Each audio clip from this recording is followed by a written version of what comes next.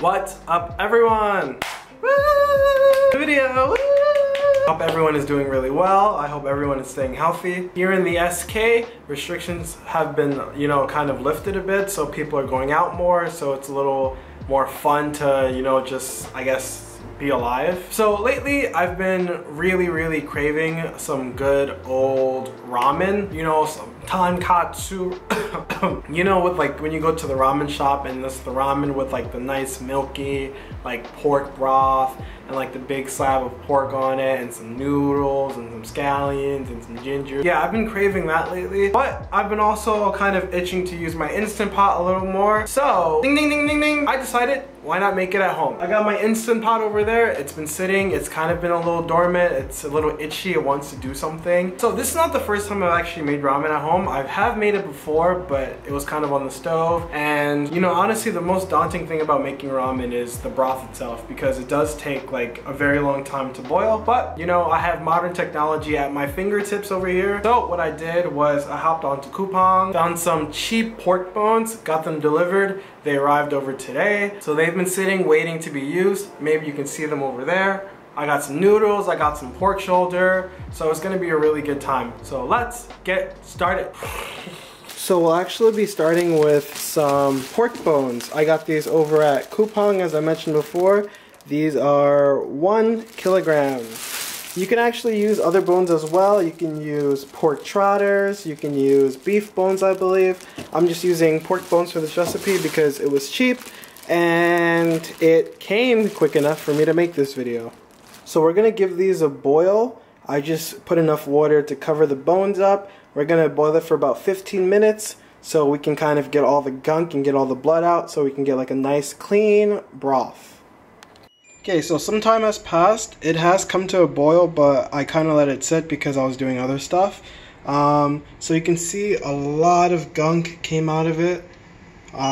You can see it more when it was boiling, but it's quite a bit of stuff. So what we're going to do now is we're going to drain the water and we're going to clean it under some cold running water.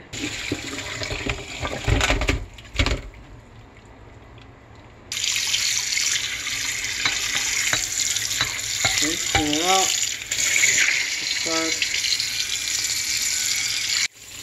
So I can't really do this with one hand, but what you want to do is kind of just give this a rough kind of scrub, get all the brown bits off of it, get all the gunk out of it. So this is like the marrow in there. Okay, there we go. Our bones are clean. They look so good, right? You can just eat them now, but don't eat them now. Don't eat them now. They're for the broth. Okay? Okay? Alright, so it's the next day.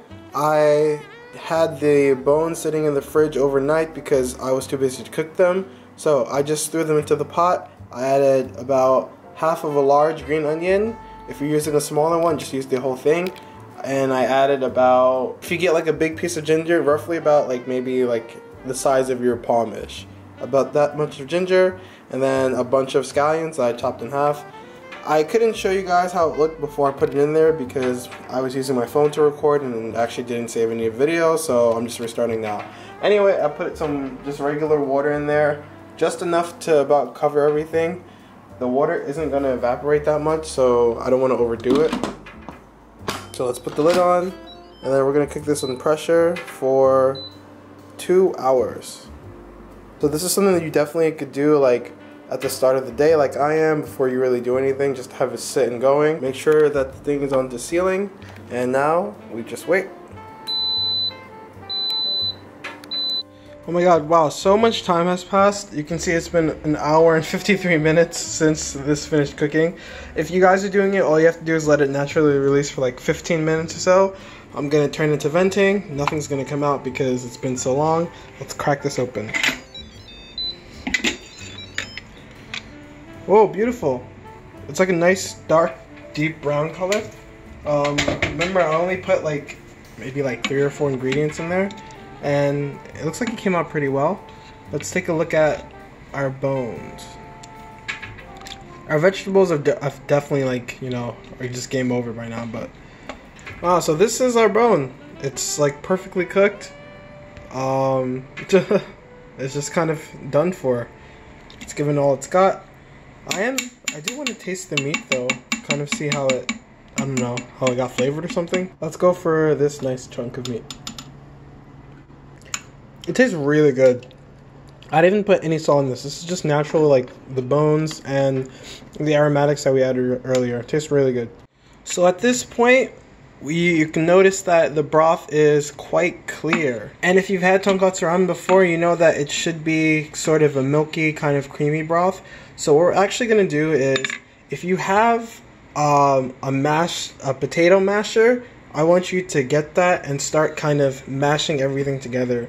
So this is going to mash the fat, mash the veggies, mash the pieces of bone together, and it's going to start giving it a creamy appearance. I don't have that, so I'm going to try to find something that I can use to sort of, I don't know, mash everything together. So after you mash everything together, you're going to want to boil it on high heat for maybe about another, I don't know, 15-20 minutes or so. This is just to kind of get the white creamy color out and get more of the nutrients and more of like the things that make the broth nice and delicious out of the bones and out of the vegetables. And after that, we're going to strain everything and we can prepare the rest of our ingredients. So I went ahead and took out the bones, and I just really want to like kind of emphasize how after only 2 hours of pressure cooking and about 30 minutes of cooking down, how basically we got these bones to give up all their juices and we've developed like a delicious broth, all without having to sit by the stove for like 8-10 hours in the day. So good job, pressure cooker. Let's keep it up. So I drained everything out, and then I have to like kind of squeeze everything down to get all the soup out. And here we go. This is the broth. Let's see, a nice beautiful color, kind of pretty milky, and this is what we'll use to make our ramen. Okay, so I've heated my Instant Pot up with some oil, and then I have 2 big chunks of pork shoulder that I'm just gonna brown in here on all sides, and this will be our topping for our final bowl of ramen. Alright, so while our meat is browning, we're gonna make our Tare sauce. First, we're gonna start with about 3 cups of regular soy sauce. We're gonna also add the same amount of water, about 3/4 cups of water in here. We have some mirin. We're just gonna add about 1/2 cup, 1/4 cup of mirin in there. We have some brown sugar, some cane sugar, and we're just gonna add about 1/2 cup of that in there. And finally, a heaping spoon of garlic. If you have whole garlic cloves, you can just throw in 1 whole head of garlic that you slice in half in there, but I only have this one, so I'm just gonna add this and give it all a mix. So here we have some green onion that I sliced up. I'm using really thin ones, and this is about like 5 of them. So slice up maybe 2 large stalks of green onion or about 5 stalks of smaller ones, and then we're going to slice up some ginger. You can leave the skin on. Okay, now going back to our meat. Like this piece over here, nice and brown.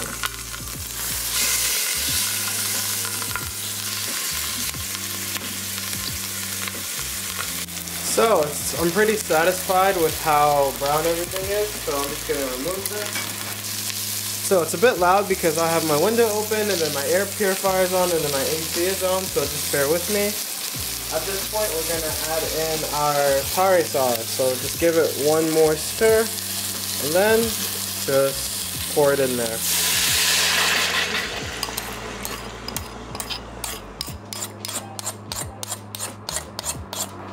Then just move the pork around a bit to make sure there's nothing stuck at the bottom. Kind of deglaze it a bit.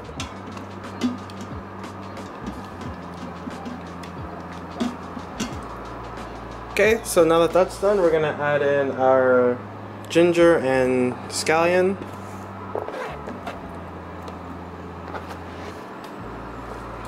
Let them settle in there.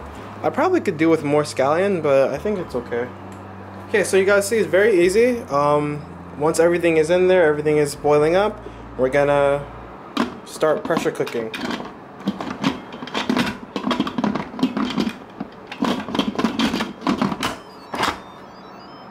So guys, if you're using a stove, you can cook this on the stove, boil it for about maybe hour 15 minutes until you can poke through the pork easily with a chopstick.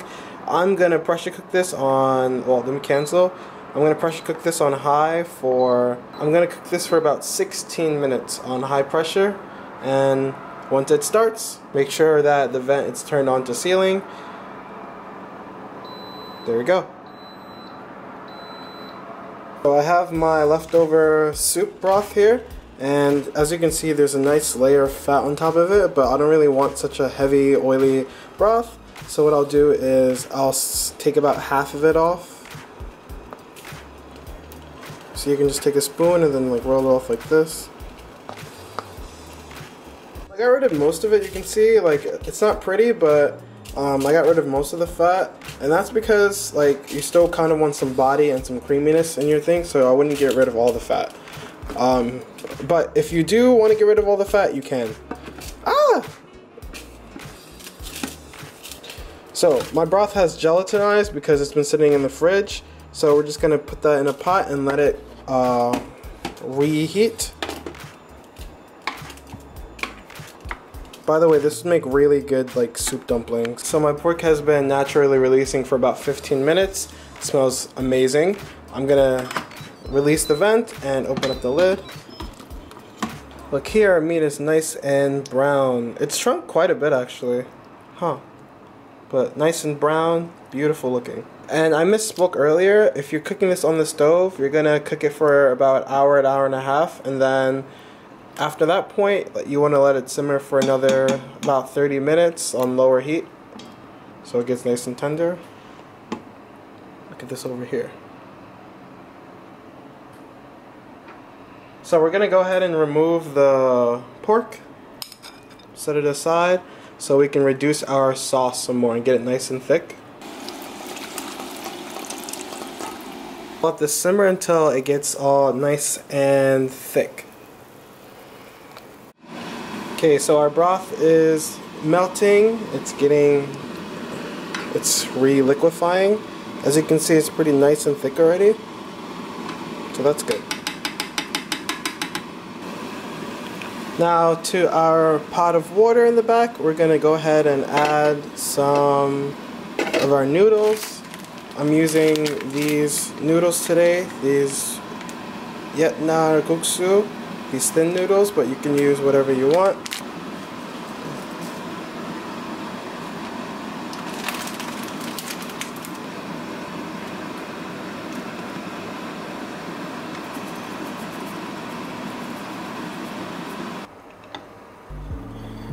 Okay, so now we have our pork belly that I'm gonna finish slicing up.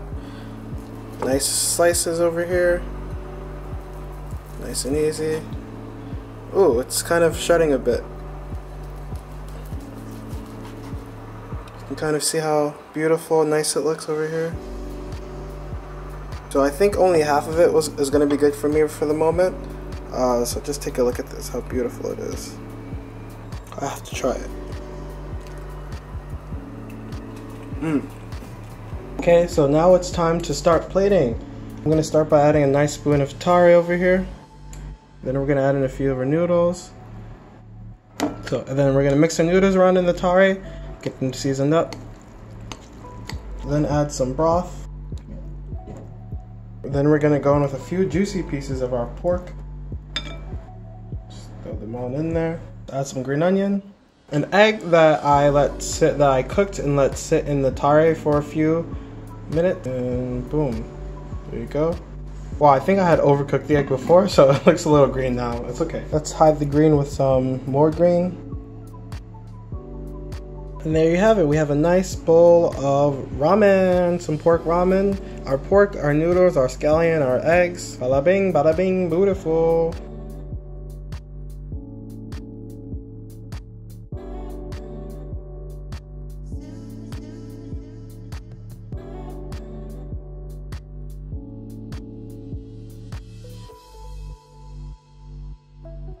So guys, this ramen is so good. You guys should definitely try it out. Noodles I mean, tastes really good. The pork is cooked perfectly. The egg, it's a little overcooked, but totally fine. You can see in the middle, it's still quite soft in the middle. The broth is, I mean, it's not super restaurant quality, but for some homemade broth, this is some good stuff. So if you did like it, throw me a subscribe, throw me a like, leave a comment, let me know how you make your ramen, let me know tips I should do for my ramen. Alright, and I'll see you guys next time. Peace out.